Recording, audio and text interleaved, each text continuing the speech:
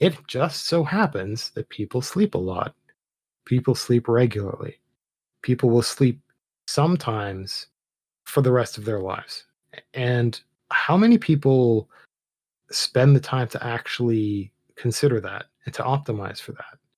Like, how much money do you spend on other comforts of life for when you're awake, that don't mean getting a treat, eating out and getting a treat? There is value in doing that. There's morale value.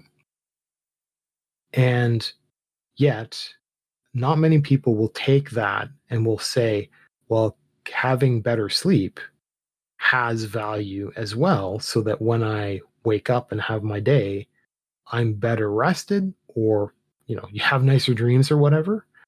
And that has as much or more impact as that morale boosting snack or something like that, the junk food. Not many people consider sleep, even though we face it, we think about it, we hope for it. We want to stay we want to stay there when alarm clocks bother us. Um, Unless you're a morning lark, then a lot of these problems just go away and your sleep is way better. But you spend so much time in your bed or wanting to be in your bed, and not many people actually realize it's something that they could spend research time on or money on, as opposed to spending that money on the kind of temporary things during the day. Like, you can get a good meal, and that's wonderful, and you can really enjoy it, and that might influence your day, but you'll forget about it in a week, in a month. You can go out for dinner with people, and those memories are going to matter way more. Which is why when I talk about being on a diet, and not eating out, there must be an exception for experiences like that. You're not a slave to a diet. And if you need to be able to just say, I have the free will, I'm not a servant to this idea, and have a slice of cake with your best friend's birthday party.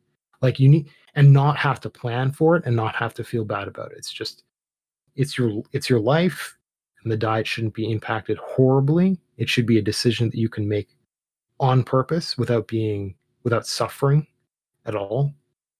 And the thing is, all those things are really temporary compared to a permanent object that you own, that matters to you, that impacts you. It's like getting comfortable shoes, like getting comfortable socks. Like, are little ribs appearing along your ankles? Well, that's doing really serious damage. Well, especially if you stand all day, do you have insoles that are like gel insoles? Do you have comfortable shoes? Do you have comfortable socks? Do you have the kind of pants that will bind as you're walking? Like, men, we know about this sort of thing. Like, ladies, do you have have you actually been fitted for a comfortable bra? Please learn how to do that. And your life changes. This is a thing that will wear it eventually, right? All things do. If you look into buy it for life stuff, you're probably not going to get it for your underwear. You're not there for socks. It does exist, but it's in the form of returning it and getting a replacement every 5 years, 10 years, maybe.